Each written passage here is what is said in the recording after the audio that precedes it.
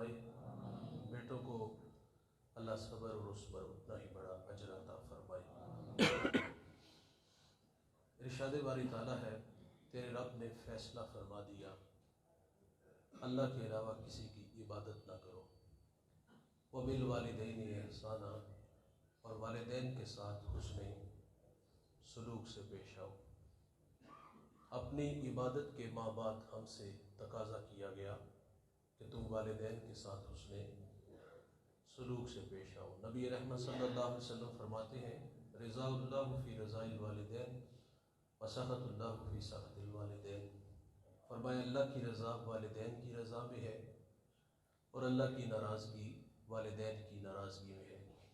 जिसने माँ बाप को राज़ी रखा उसने अल्लाह को राज़ी किया, और जिसने माँ बाप को नाराज़ किया उसने अपने अल्लाह को नाराज़ किया। भाईजान, निशान लगाइएगा उस बेटे पे जो फर्मा बरदार है, और उस बेटे पे भी निशान लगाना ना भूलिएगा जो नाफरमान है। आपको दुनिया में रिजल्ट मिलेगा। फर्मा बरदार बेटा जिएगा शान से, मरेगा ईमान से, और जो नलायक होगा, नाफरमान होगा, खिदमत से जी चुराने वाला होगा, वो दुनिया में भी जलील होगा, और जब दावर महशर जो क़यामत का मुनसफ है उसके सामने जाएगा तो सर पर इज़्ज़त की दस्तार नहीं होगी, बल्कि ज़िल्लत और रुसवाई का सामना करना पड़ेगा। सीधी सी बात है भाई, इज़्ज़त से जीना है तो इन बूढ़ों की इज़्ज़त करो, और ये अगर हमसे रूठ के चले गए तो अर्श का रहमान हमसे नाराज़ हो जाएगा। आज से तकरीबन एक अशरा पहले की कहानी है। मैं एक सफ़र में था तो सरे राह मुझे एक बूढ़ा मिला। खुदा झूठ ना बुलाए तो उस बूढ़े की उम्र 80 बरस थी। दूध की तरह सफ़ेद उसकी दाढ़ी है, हाथ में असा और सर पर कपड़ों की गठड़ी है, चिलचिलाती कड़कती धूप है, सारा बदन पसीने से शराबूर था। गुजरते मेरे कदम रुक गए, मैंने उन्हें साथ बिठा लिया। मैंने महसूस किया कि ये बूढ़ा ज़ख्मी है और ये ज़ख्म किसी पराई ने नहीं अपने ले लिए हैं। थोड़ी सी उलझी बातें थी। मैंने कहा कहाँ के इरादे हैं? मुझे मंजिल से आगाह किया। मैंने कहा करीब लारी अड्डा था, गाड़ी पे बैठ जाते। आवाज़ थोड़ी सी कमज़ोर हो गई। मुझे कहते मेरे पास किराया नहीं है। मैंने कहा बेटे को साथ में लेते। लहजा टूट गया, आंखें बरसने लगी, होंठ कप कपाने लगे। मुझे रो के कहते मौलवी साहब आज बेटे ने घर से निकाल दिया। ओ भाई, वालिद ने रब की रहमतों को निकाल दिया। ये नाराज़ है तो अल्लाह नाराज़ है, ये राज़ी है तो अल्लाह राज़ी है। आपने एक बार नहीं 1000 बार उलमा से ये वाक़या सुन रखा है।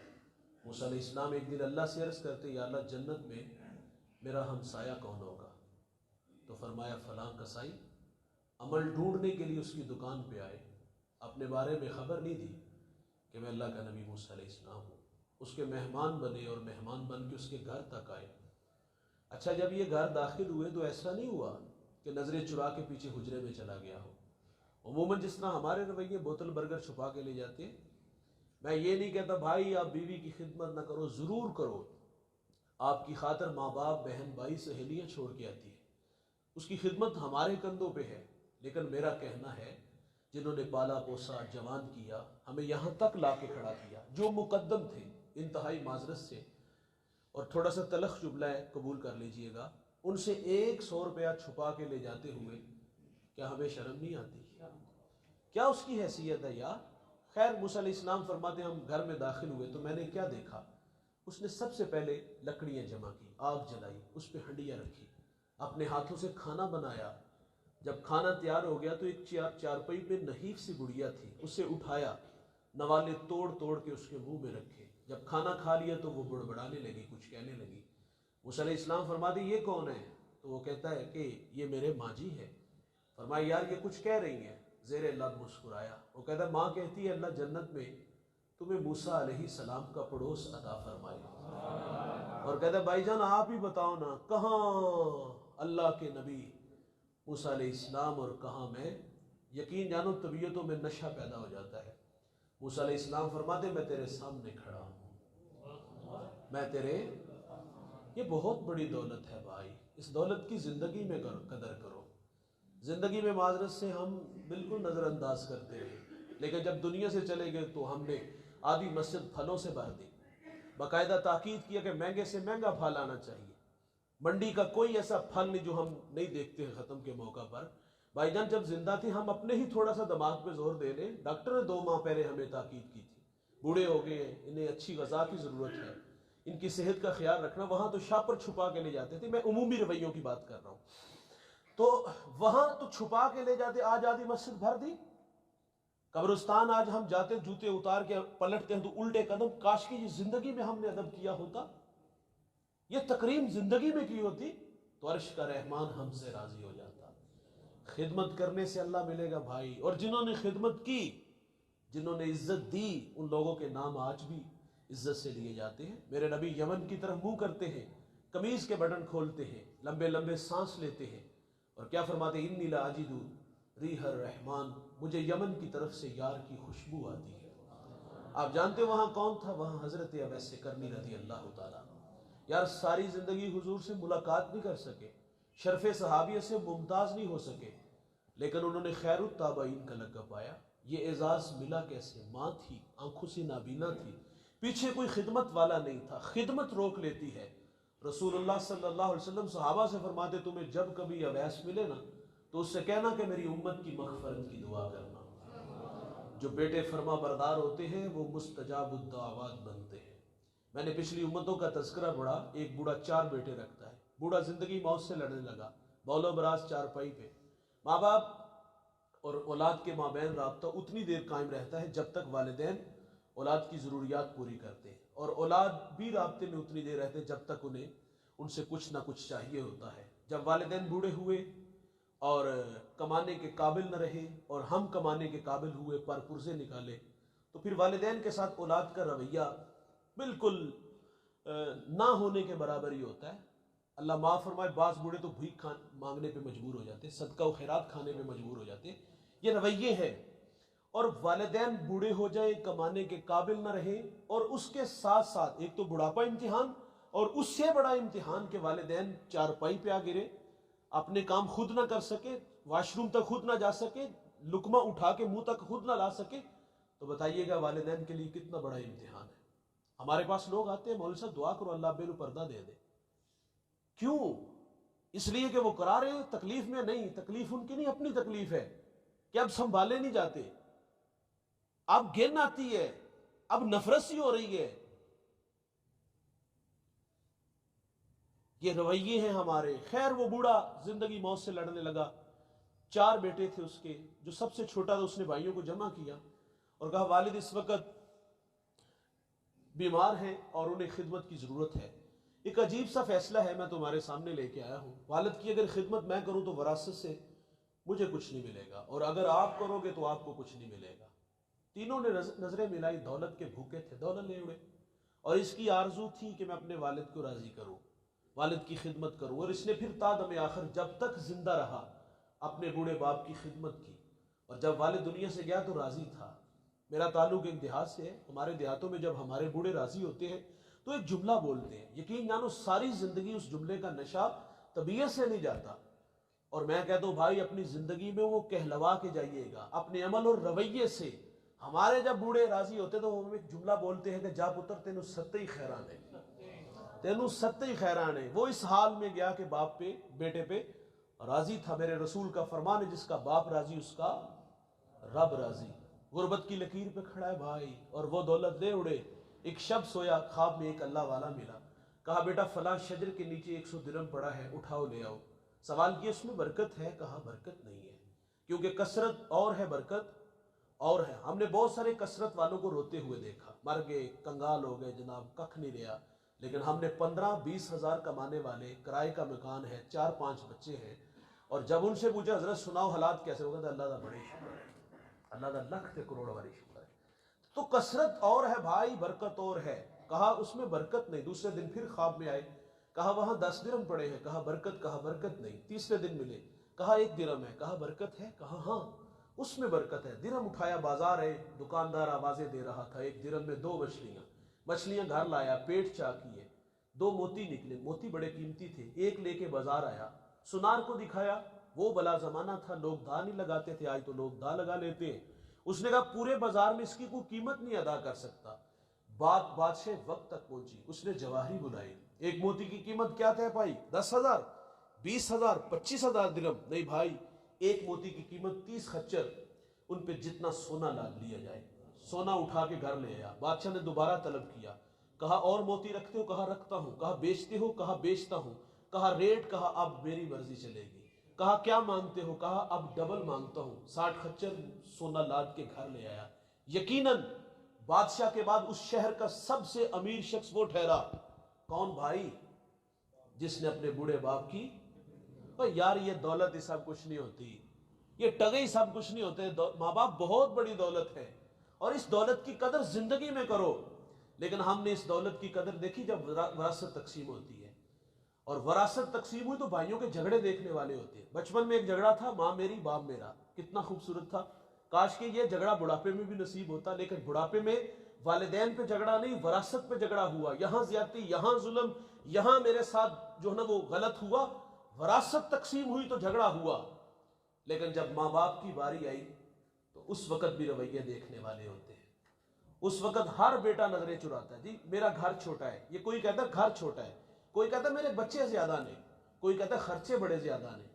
اور بعض تو نالائق یہاں تک کہہ دیتے جب یہ بوڑھا کھانستا ہے تو میرے بچوں کی نیند خراب ہوتی ہے. مکافات عمل ہے بھائی. آج اپنے والدین کے ساتھ یہ ناروا سلوک رکھا، انہیں دھکے دیے، انہیں گالی دی، انہیں گھر سے نکالا، انہیں بھیک مانگنے پہ مجبور کیا، تو پھر آنے والے کل میں اپنے بچوں کے ساتھ تیار رہنا کہ یہ رویے تمہارے ساتھ بھی اختیار کیے جائیں گے. تو ماں باپ بہت بڑی دولت ہے. تو اس دولت کی قدر کرو اور زندگی میں کرو. میں تو یار ایک بات اکثر کہا کرتا ہوں، میں پھر یہی بات دہرا دوں گا. میرا تعلق دیہات سے ہے. ہمارے دیہاتوں میں بورڈ کے درخت ہوتے، جب لائٹ چلی جائے نا تو ہم 4 پہیاں اٹھا کے اس بورڈ کے درخت کے نیچے آ جاتے ہیں. اس کا سایہ دنا ہوتا ہے، ٹھنڈا ہوتا ہے. سردیوں میں ٹھنڈا گرم اور گرمیوں میں ٹھنڈا ہوتا ہے. نیچے بیٹھنے والے آسودگی محسوس کرتے ہیں. مجھے بتائیے اگر جہاں کبھی شجر تھا، اگر وہ شجر کاٹ لیا جائے، ہٹا لیا جائے، تو بندہ 4 پہی اٹھا کے وہاں 4 پہی لے کے آ جائے تو کیا آسودگی ملے گی؟ دیوار کا سایہ ڈھونڈے گے، آسودگی نہیں ملے گی. میں والدین کی مثال کبھی کبھی اس طرح بھی دیتا ہوں کہ ماں باپ بورڈ کے درخت کی طرح ہوتے ہیں بھائی. یہ سارے زمانے کے دکھ، آزمائشیں، تکلیفیں اپنے اوپر لے لیتے ہیں، لیکن اپنی اولاد کو تتی ہوا نہیں لگنے دیتے. میں رات کا مسافر ہوں، اکثر لیٹ گھر جانے کا مزاج ہے. جب بھی کسی بڑے شہر سے گزرتا ہوں رات 2-3 بجے تو میں دیکھتا ہوں فیکٹریوں سے لوگ کام سے فارغ ہو کے گھروں کی طرف جا رہے ہوتے ہیں. اس میں بوڑھے بھی ہوتے ہیں، جوان بھی ہوتے ہیں. جوانوں کو دیکھ کے کبھی تعجب نہیں ہوا. بات سمجھ میں آتی ہے، یہ خوابوں کی دنیا میں رہتے ہیں اور خوابوں کی تکمیل کے لیے 8 سے 18 گھنٹے کی محنت ہے. آرزو کیا ہے میں شہر گجرانوالہ کا امیر ترین شخص بن جاؤں. یہی خواب ہم دیکھتے ہیں کہ میرا گھر ہمسائے کے گھر سے بڑا گھر ہو، ہمسائے کے گھر میں کھڑی گاڑی سے ہم بڑی گاڑی چاہتے ہیں. اور بھائی بڑا بننے کے لیے 8 سے 18 گھنٹے کام کیے، پردیس کے دھکے کھائے. جوانوں کو دیکھ کے نہیں تعجب ہوتا، تعجب بوڑھوں کو دیکھ کے ہوتا. یہ وقت آرام کا تھا، خدمت کروانے کا تھا. کیا مصیبت پڑی ہے 18 گھنٹے کام کرنے کی. یہ گھر سے سائیکل لے کے نکلتا ہے، 10 جگہ سانس لیتا ہے، اور فیکٹری میں بھی کام نہیں ہوتا تو مالک گالی بھی دے لیتا ہے بعض اوقات. لیکن یہ 18 گھنٹے کام کیوں کرتا ہے؟ یہ احساس بعض اوقات روکتا ہے، یار پیٹ نہیں لگا، اس کے بھی تو کچھ تقاضے ہیں، شاید کہ اس کی آگ بجھانے کے لیے یہ بوڑھا اتنی محنت کر رہا ہے. لیکن جب میں عمر دیکھتا ہوں، منہ میں دانت نہیں، انواع و اقسام کے کھانے پھل نہیں کھا سکتا. یہ بوڑھا اپنی ذات پہ کیا خرچ کرتا ہوگا؟ صبح چائے رس، رات کو دلیا. اپنی ذات پہ 50 روپے خرچ کرنے والا فیکٹری میں 18 گھنٹے کام کیوں کرتا ہے؟ میں والدین کی عظمت کو سلام پیش کرتا ہوں. ان کے پیش نظر ہوتا ہے پہلے بچے چھوٹے تھے، اسکول پڑھتے تھے، اب کالج میں، یونیورسٹیوں میں پڑھتے ہیں. اب تعلیمی اخراجات بڑھ گئے.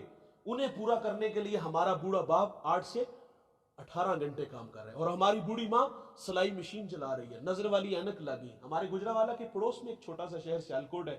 ہماری خواتین وہاں سے وہ فٹ بال لے آتی ہیں اور گھروں میں لا کر کے اس کو سیتی ہیں، اور بعض کا تو وہ ہاتھ بھی زخمی ہو جاتے ہیں. اور ہمیں بڑا دیکھنے کے لیے، ہمیں پڑھانے کے لیے یہ خود ہارتے رہے. کہ اچھا والدین کے پیش نظر یہ بھی ہوتا ہے کہ ہم پڑھے لکھے نہیں، کل کو ہمارے بچے ہماری جگہ پہ نہ آ کے کھڑے ہو جائیں. معذرت سے بھائی، وہ ہمیں بڑا دیکھنے کے لیے خود ہارتے رہے. اور جب ہم بڑے ہوئے تو ماں باپ چھوٹے ہو گئے. اور یہ تو کوئی انگلش کا کوئی ٹیڑھا میڑھا لفظ بول دے، اولاد مذاق اڑاتی ہے، ابا 4 کلاساں پڑھ لیں، گل تے کرنی ہوندی. ہم بڑے ہوئے تو یہ چھوٹے ہو گئے. اب تعارف کراتے بھی شرماتے ہو. میرے دیہات کا ایک بوڑھا جوتے گانٹ گانٹ کر کے بچوں کو پڑھاتا ہے، لاہور چلے گئے، یہ بوڑھا دیہات سے گڑ گنا سوغات لے کے گیا. اس دن اس کے دوست بھی آئے ہوئے تھے، ملاقات کر کے باہر آنے لگا. کسی نے کہا یہ بوڑھا کون ہے؟ تو آہستہ آواز میں کہتے ہیں یہ دیہات میں ہمارا ملازم ہے. او بھائی، یہ ہماری خدمت نوکروں کی طرح کرتے ہیں، لیکن نکمی اولاد کو تو نوکر نہیں سمجھنا چاہیے. ہمیں بڑا دیکھنے کے لیے خود ہارتے رہے، لیکن صد افسوس بھائی ہم بڑے ہوئے تو ماں باپ چھوٹے ہو گئے. بھائی جان آپ بہت بڑے ہو یار، آپ کا بہت بڑا حوالہ، بہت بڑا تعارف، آپ بہت بڑے بزنس مین ہو، بہت بڑے سرمایہ دار ہو. بھائی جان یہ سارے سٹار باہر اتار کے آیا کرو، جب گھر آؤ تو 25 سالہ پرانا ببلو بن کے آیا کرو، اور ماں ہمیں پیار سے پپو جو بھی نام رکھا تھا وہ بن کے آیا کرو. لیکن ہم گھر میں بھی آتے ہیں تو بڑے بن کے آتے ہیں. امام اعظم کتنا قاداور شخص ہے یار، شہر کا سب سے بڑا مفتی ہے. ماں بیٹے سے کہتی بیٹا میں نے فلاں مسئلہ فلاں بوڑھے عالم سے پوچھنا ہے، سواری تیار کرو. امام اعظم یہ تو نہیں کہتے ماں سوال کرو جواب ملے گا، دلائل کے انبار لگاؤں گا تشفی ہوئی تو ٹھیک. یہ بھی نہیں کہتے ماں وہ عمر میں بڑے ہیں لیکن علمی قد تیرے بیٹے کا بڑا ہے، وہ تو مجھ سے خود اصلاح چاہتے ہیں. یہ بھی نہیں کہتے ماں ان کے پاس جانے سے تیرے بیٹے کی توقیر کم ہوگی. نہ بھائی، بھولے بالے بن جاتے، سواری تیار کرتے، ماں کو بٹھاتے، نکیل پکڑتے اور اس عالم کے دروازے پر آ جاتے، اور وہ دیکھ کے شرمندہ ہوتے کہ یہ تو مجھ سے بڑے عالم ہے. اور آپ آ کے کہتے میری ماں نے آپ سے کوئی مسئلہ پوچھنا ہے، ذرا مہربانی فرما دیجئے. اگر سوال کا جواب نہ آتا تو امام اعظم آہستہ آواز میں سوال کا جواب بتاتے اور ساتھ فرماتے تھوڑی سی اونچی آواز میں میری ماں کو یہ مسئلہ بیان کرتا. بھائی جان یہ بہت بڑی دولت ہے، دولت کی قدر کرو. قدر نعمت زوال نعمت کے بعد ہوتی ہے. جب یہ چلے جائیں گے تو زندگی سے راستہ مانگو گے، یقین مانو زندگی راستہ نہیں دے گی، بھٹکتے پھریں گے.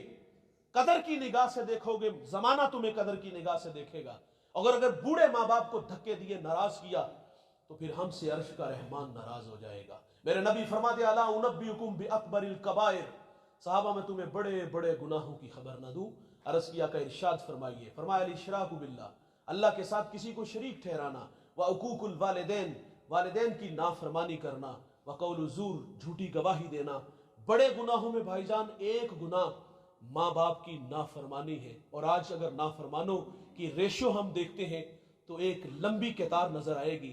فرما بردار کہیں کہیں یہ چراغ اور یہ جگنو نظر آتے ہیں. آؤ بھائی ہم اس صف میں کھڑے ہوں جس صف میں کھڑے ہونے والوں کو عزت اور تکریم کی نگاہ سے دیکھا جاتا ہے. نافرمانوں کی صف میں نہیں، بے ادبوں کی صف میں نہ کھڑے ہوں، عرش کا رحمان ہم سے ناراض ہو جائے گا. اللہ کے رسول صلی اللہ علیہ وسلم سے ایک صحابی نے عرض کیا کہ حضور قیامت کب آئے گی، کوئی نشانی ارشاد فرما دے. تو میرے نبی فرماتے جب مائیں ذلیل ہو جائیں گی. اور یہ گھر گھر کی کہانی ہے. میرے ایک ملنے والے ہیں، ملاقات ہوئی تو میں نے اترا ہوا چہرہ دیکھا. میں نے کہا خیریت؟ پھوٹ پھوٹ کے رونے لگے. کچھ آنسو تھمے تو میں نے کہا کچھ بتائیں تو صحیح. تو مجھے کہہ دیا آج بیٹے نے منہ پہ تھپڑ مارا ہے. میرا ہاتھ پکڑا، سر پہ رکھا، یقین جانو قریب تھا کہ پھٹ جاتا. ایک دو ہفتے بعد دوبارہ ملاقات ہوئی، میں نے پھر آپ دیدہ دیکھا. میں نے کہا پھر ظالم نے مارا. مجھے کہتے اس نے کچھ نہیں کہا، تیری باتوں نے دکھی کیا. میں نے کہا میں نے آپ کو کیا کہا؟ مجھے کہتی میں نے یہ تیری باتیں سوشل میڈیا سے سنی، بہت سارے لوگ تیرے سامنے بیٹھے تھے. میرا دل ڈوبنے لگا، خوف کھانے لگا کہ اتنے لوگوں میں سے کسی نے میرے بیٹے کو بد دعا نہ دی ہو. میں نے کہا ظالم تو تھپڑ مارتا ہے اور وہ تیری زندگی کی بھیک مانگتی ہے. اوے قدر کرو یار، نہیں آئیں گے دوبارہ. مجھے جنوبی پنجاب سے ایک صاحب نے کال کی، کہتے مولانا مشورہ کرنا ہے، میری کہانی سنیے گا. کہتا میری ماں جوانی میں بیوہ ہوئی، اکیلا ہوں، کوئی بہن بھائی نہیں. اس بات کا احساس ہے کہ ماں کے میرے کندھوں پہ بڑے احسان ہے، بڑی محنت سے اس نے پالا ہے. اب میں بڑا ہو گیا ہوں، شادی شدہ ہوں، اور گھر میں نو ساس کا جھگڑا ہے، اور جو میں دیکھتا ہوں اس میں میری ماں کی غلطی ہے. آپ مجھے بتاؤ، میں دوراہے پہ کھڑا ہوں، کروں تو کیا کروں؟ میں نے کہا بھائی در گزر، گھر والی کو سمجھاؤ، جس طرح پیچھے ماں چھوڑ کے آئی یہ بھی ماں ہے. کوئی تیرا بھائی نہیں کہ میں یہ مشورہ دے دوں کہ چلو دو ماں ان کے پاس کبھی تیرے پاس آ جائے، تیرا بھی کچھ تھوڑا احساس ہوکھا ہو جائے. تو اتنے خود کو سمجھتے میں مشکل میں ہوں. تو میں نے کہا اس کو بھی سمجھاؤ اور انہیں در گزر، بڑھاپا تو خود آزمائش ہوتا ہے. تو مجھے ساتھ ہی کہتے میرے ذہن میں ایک ترکیب آئی ہے، سنیے گا ترکیب. میں نے کہا کیا ترکیب آئی ہے؟ تو مجھے کہتے میں اپنی ماں کا نکاح نہ کر دوں. میں نے کہا تیری ماں کی عمر کتنی ہوگی؟ وہ کہتا 60 سال. میں نے کہا ظالم جوانی تو تیرے نام لگا دی، جب سہارے کی ضرورت تھی تجھے سہارا سمجھتی رہی، اور آج تو اس کو گھر سے نکال رہا ہے. اس کی قدر کرو بھائی، یہ نہیں آئیں گے دوبارہ. میرے نبی کا فرمان ہے جنت تمہاری ماں کے قدموں تلے ہے، اور عملہ رسول اللہ صلی اللہ علیہ وسلم ہمیں کر کے بھی دکھاتے ہیں. مصلی امامت پہ کھڑے ہیں اور تا حد نظر اصحاب ہیں. حضور کی آنکھوں میں آنسو آ گئے، حضور کو ماں یاد آ گئی. بھائی جان جس نے دکھوں کا دور دیکھا ہو نا، مثال سے عرض کرنے لگا، خوشحالی آئے تو انسان آرزو ضرور کرتا ہے کہ کاش کہ آج میرے ماں باپ زندہ ہوتے تو یہ عزت کی دستار بھی دیکھتے. ہم اپنا ماضی اگر دیکھیں پلٹ کے، ہم سب تقریباً ہمارے ماضی ملتے جلتے ہیں. بہت کم لوگ ہیں جو بچپن سے انہوں نے خوشحالی میں زندگی گزاری اور پھر خوشحالی میں ہی ساری زندگی گزر گئی. لیکن ہمارے ماضی ملتے جلتے ہیں. کبھی ہم پلٹ کے دیکھتے تو اچار سے روٹی کھاتے تھے. ہم تو دیہاتوں میں وہ لسی میں نمک مرچ بھگو کر کے اس سے روٹی کھا لیتے تھے. یاد آتا ہے یار کبھی تو پاس کچھ نہیں ہوتا تھا. آج دسترخوان پہ انواع و اقسام کے کھانے پھل ہیں. آرزو ہوتی ہے نا کہ کاش کے ماں باپ ہوتے تو یہ بہار بھی دیکھتے. کبھی کو گلی محلے میں نہیں جانتا تھا، آج پوری دنیا میں شہرت ہے. رشتہ دار ہی نہیں یار پہچانتے تھے. کبھی پاس سائیکل بھی نہیں تھا، آج جہازوں کا سفر ہے. میرے ایک دوست نے گاڑی لی تو میں نے مبارکباد دی. بے اختیار آنکھوں میں آنسو آئے. میں نے کہا خوشی کے ہیں یا ماضی کی تلخیاں؟ وہ کہتا ہے ایک زمانہ تھا ماں بیمار ہو گئی، اتنے پیسے نہیں تھے کہ ماں کو گاڑی پہ بٹھا کے ہاسپٹل لے جاتا. وہ کہتا ماں کو گدھا گاڑی پہ بٹھایا اور ماں راستے میں ہی زندگی کی بازی ہار گئی. تو وہ کہتا آج سب کچھ ہے، ماں نہیں ہے. تو یہ فطرت ہے انسان کی. وہ آرزو کرتا ہے کاش کہ میرے ماں باپ. حضور کو ماں یاد آ گئی. حضور کی والدہ کب بچھڑی تھی؟ جب میرے نبی کی عمر 6 سال تھی. ابوا نامی ایک بستی آئی جہاں سیدہ آمنہ آ کے رک گئی، اور آپ جان گے کہ یہ وہاں آ کر کے آپ کو بخار نے آ گھیر لیا، اور آپ جان گے کہ یہ بخار جان لے لے گا. وقت رخصت ام ایمن سے کہا کہ میرے بیٹے محمد صلی اللہ علیہ وسلم کو باحفاظت عبد المطلب تک پہنچا دینا. پھر حضور کو پاس بلایا. ادھر بچپنے کی معصومیت، پیشانی میں نبوت کا نور. ماں بیٹے میں کھپ سی جاتی ہے. دو ایک باتیں کی اور پھر ہمیشہ کے لیے پہاڑوں میں سو گئی. فرماتی بیٹا کل حی میت کل جدید بال کل کبیر یفنا وانا میتۃ وذکر باق وولدت طہرا. فرمایا بیٹا ہر نئی چیز نے پرانا ہو جانا ہے، ہر باقی نے فنا ہو جانا ہے. فرمایا بیٹا میں بھی جا رہی ہوں لیکن سنو میرا ذکر باقی رہے گا. فرمایا اس لیے کہ میں تیرے جیسا پاکیزہ اور ستھرا محمد چھوڑ کے جا رہی ہوں. سانسوں کی مالا ٹوٹ گئی، موتی فضا میں بکھرے. حضور ماں سے لپٹ کے روئے. ننھے ننھے ہاتھوں سے کالے پتھروں کی قبر بنائی، آنسوؤں کا چھڑکاؤ کیا. جہاں تک ماں نظر آتی رہی میرے نبی پلٹ پلٹ کے ان کالے پتھروں والی قبر کو دیکھتے ہیں. میں جب پہلی دفعہ سیدہ آمنہ کے مزار پہ حاضر ہوا، میرے ساتھ کچھ علماء تھے. ہم جب وہاں سے رخصت چاہنے لگے تو میں نے عرض کیا کہ یار آج ہم بھی یہاں سے جب رخصت ہوگے تو پلٹ پلٹ کے جس طرح حضور ماں سے بچھڑے تھے آج ہم بھی یہاں سے اسی طرح رخصت چاہیں گے. یقین مانیے جب ہم نے پلٹ کے پہلی دفعہ دیکھا تو ہمیں وہ حضور کا 6 سال کا بچپن کا زمانہ یاد آیا. پھر ہچکیاں اور سسکیاں مقام بدر تک تھمنے کا نام ہی نہیں لے رہی تھی. ام ایمن کہتی میں حضور کو لے کے پہاڑ سے نیچے آئی، پلٹ کے دیکھا ساتھ نہیں تھے.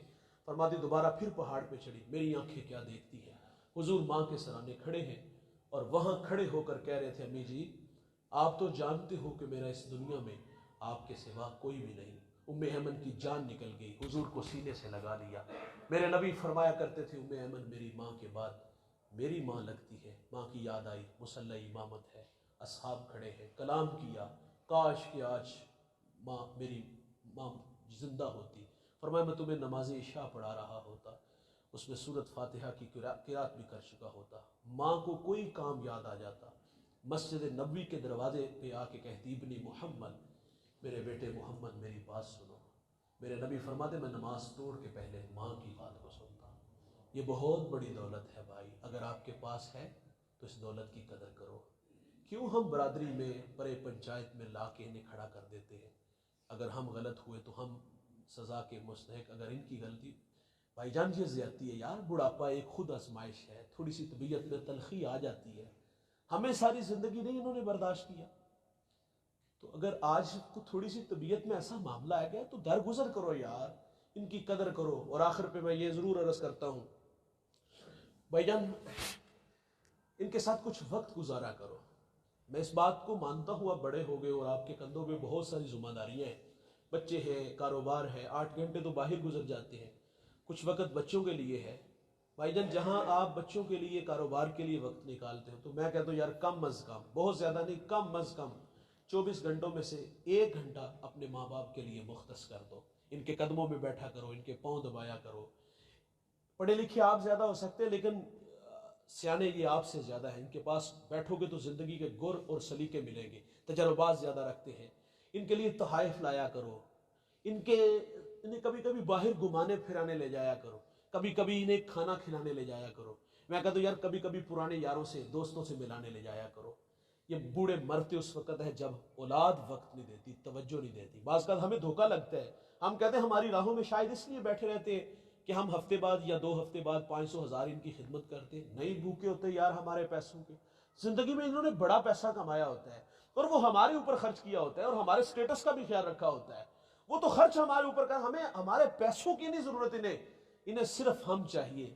ان کی آرزو ہے کہ 40 سال ہم محنت کرتے رہے، اب تھک ہار کے بیٹھ گئے ہیں، اب بچے قابل ہو گئے کمانے کے، اب ہمارا زیادہ وقت اپنی اولاد کے ساتھ گزرے گا۔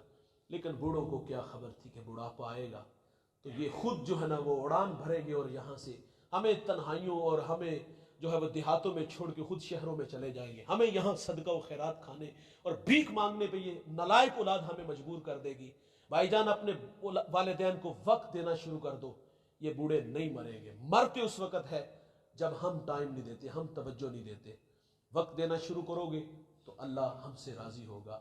کسی نے واصف علی واصف سے کہا تھا ماں باپ نہ ہو تو حسن سلوک بندہ کرنا چاہیے، کوئی عمل ہے وہ عمل وظیفہ سنیے گا، فرماتے اولاد جو پیچھے چھوڑ جاتے ہیں نا والدین، فرمایا ان کے ساتھ حسن سلوک کیا کرو۔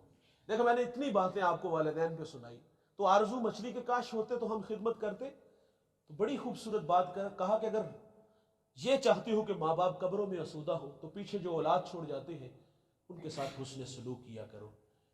اس مجمع میں کچھ بھائی امیر ہوں گے اور کچھ بھائی غریب ہوں گے، کتنا اچھا ہے امیر بھائی غریب بھائی کی کفالت لے لے، لیکن ہمارے ہاں ایسا نہیں ہوتا۔ امیر بھائی کے دسترخوان پہ انواع و اقسام کے کھانے پھل، باقی بچ جانے والے روڑی اور جو ہے کتوں کے آگے پھینک دیا جاتا ہے۔ دیوار کے متصل غریب بھائی کا گھر ہوتا ہے، یقین جانو ایک وقت کا ہوتا ہے، ایک وقت کا ہوتا نہیں، کبھی دہاڑی لگتی کبھی نہیں لگتی۔ یار کیا ہو گیا یار، اللہ نے اتنا دیا ہے، یہ اللہ کی تقسیم ہے، مت سمجھو کہ میں بڑا سیانہ ہوں، میں بڑا محنتی ہوں اور میں کاروبار کے دو پیچ جانتا ہوں اس لیے میرے پاس اتنی دولت ہے۔ یہ تقسیم ہے اللہ کی بھائی، آپ کے پاس اللہ نے چوکھا دیا ہے، زیادہ دیا ہے تو اپنے بھائیوں پہ خرچ کرو، لیکن نہیں کریں گے ہم۔ میں اس شخص کو جانتا ہوں جو 5 فیکٹریوں کا مالک ہے، اسی فیکٹری میں اس کا بھائی ملازم ہے، کتنا اچھا تھا یار، بھائی بھائی کو سٹینڈ کر دیتا۔ میں یہ بھی توجہ دلاؤں گا اس مجمع میں کچھ بھائی امیر اور کچھ بھائیوں کی بہنیں غریب ہوں گی، کتنا اچھا ہے یار امیر بھائی اپنی غریب بہن کی کفالت لے لے، نہیں ہوتا ایسا۔ اور یار غریب بہن تو بھائی سے رشتہ لینے آ جائے نا تو بھائی کے تیور دیکھنے والے ہوتے ہیں، تیری جرت کیویں ہوئی ہے، تو اپنی اوقات تے وے، تو میری بیٹی نے 2 وقت کا کھانا نہیں دے سکتی، وہ بھائی رازق ہم ہیں۔ بہنیں ولی بنا دیتی ہے بھائیوں، بہنیں ماں کا روپ ہوتی ہیں، یہ اچھی لگتی نہیں لیکن یہ بھائیوں کے حق میں اچھی بڑی ہوتی ہیں، ان کے ہر وقت بھائیوں کے لیے ہاتھ اٹھے رہتے ہیں۔ مجھے ایک صاحب نے کال کر کے کہا مولانا بہن تحفہ دے تو لینا نہ چاہیے، میں نے کہا تحفہ دینے سے تو محبت بڑھتی ہے، محبت بڑھانے کے لیے بہن نے تحفہ دیا، تحفہ کتاب ہے، تحفہ کپڑوں کا جوڑا ہے، نہیں اس کے حصے کی زمین ہے، لاکھوں کروڑوں کی زمین ہتھیا لی اور تمہیں بہن کی کبھی یاد بھی نہیں آئی، آج اسے تانے دیتے ہو کہ تیری اوقات کی ہے۔ اور یہ تو والدین زندہ ہو نا تو ماں باپ جو ہے وہ 15 دن بعد اداس ہو جاتا ہے، دماد دا ترلا کر لیتا ہے کہ پتر تو چھڑ جا، واپسی سے چھڑ جاؤں گے، لیکن مرنے ماں باپ کے بعد معذرت سے کہوں گا یہ تلخ رویے ہے، ماں باپ کے بعد یہ ہمارے گھروں میں 6 مہینے نہیں آتی، ہمیں ان کی یاد بھی نہیں آتی۔ یہ تو بیچاری سال بعد چھٹیاں گزارنے آ جائے نا بھائی کے پاس تو بھائی کے رویے دیکھ کے واپس چلی جاتی 2 دن بعد۔ اپنی بہنوں کے ساتھ یار رابطے میں رہو، اپنی بہنوں سے دعائیں لو، ماں باپ قبروں میں آسودہ ہوں گے اگر تمہارے یہ دکھی غریب بہن بھائی آسودہ ہوں گے، ان کے ساتھ حسن سلوک کرنے سے اللہ راضی ہوگا۔ آخری بات گفتگو سمیٹ لیتا ہوں، میں نے ایک بہت بڑا مذہبی اسکالر اس کا لیکچر سنا، اس کی بات بڑی دل کو لگی۔ وہ کہتے ہیں کہ میرے پاس ایک شخص آیا، اس کو بلڈ کینسر تھا، زندگی موت سے لڑ رہا تھا، تو کروڑ پتی آدمی ہے، مجھے آ کر کے کہتا مجھے کوئی راستہ دکھاؤ، پوچھا کہاں سے آئے ہو، کہا لاہور سے، آبائی شہر پوچھا، کہا فیصل آباد، کہا وہاں کو تیرے عزیز رشتے ہیں، کہا ہاں وہاں چچا تائے دیگر رشتوں بہنوں کے نام اس نے گنوائے، کہا ہیں رشتے، کہا ان کی مالی پوزیشن کیسی ہے، کہا وہ سب غریب ہے۔ اگلی بات سنیے، کتنی دیر ہو گئی ملاقات کیے ہوئے، کہتا ہے 20 سال۔